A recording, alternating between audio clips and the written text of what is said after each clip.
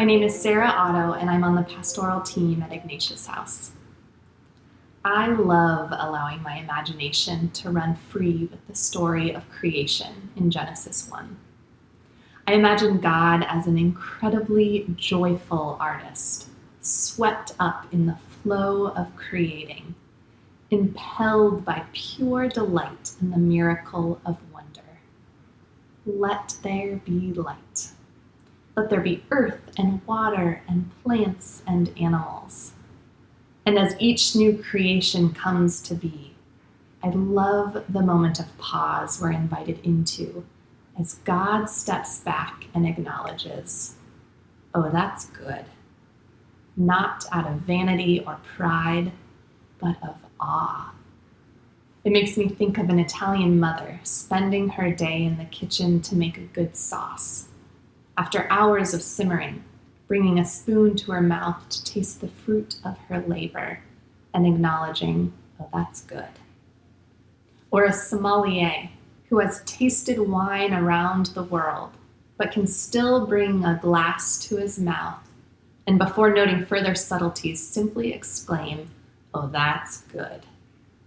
God in this story is the author, the creator, the head chef, the sommelier, the expert, who knows truth, beauty, goodness, and delights in its existence.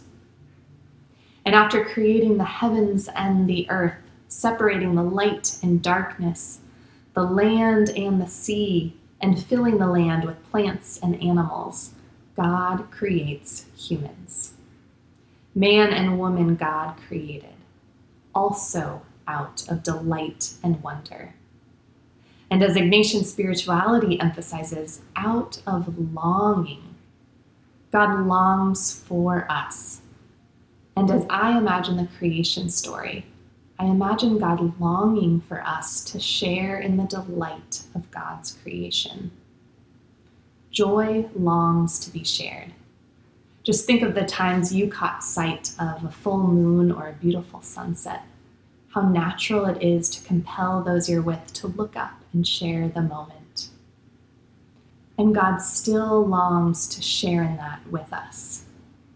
But in our busy lives, it is so easy for us to miss the opportunity, to go through life hurried and unaware of the beauty around us. This is why retreats are so important.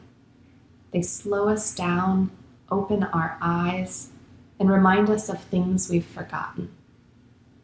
So many who come on retreat at Ignatius House have profound experiences of prayer outside. They have connections with animals on our property, find solace sitting beside the river, walk slowly amongst the trees. And when they do, they encounter a God who meets them there. When we keep our eyes open, when we recognize beauty, God is saying, yes, I told you it was good, didn't I?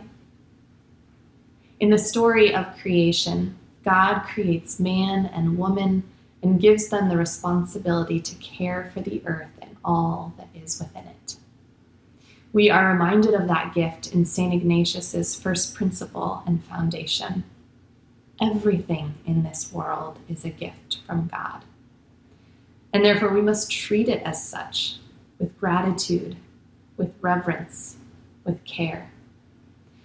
And often that needs to start with a reminder that we are good, that God created man and woman. God created you and me and saw us and marveled at our goodness. And it's not until we really claim that, allow it to seep into our heart, that we can recognize that goodness in other people and things.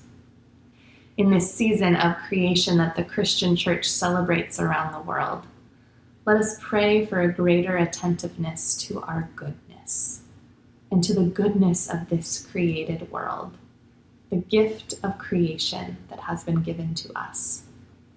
Let us walk slowly with eyes wide open, marveling at the artistry of God.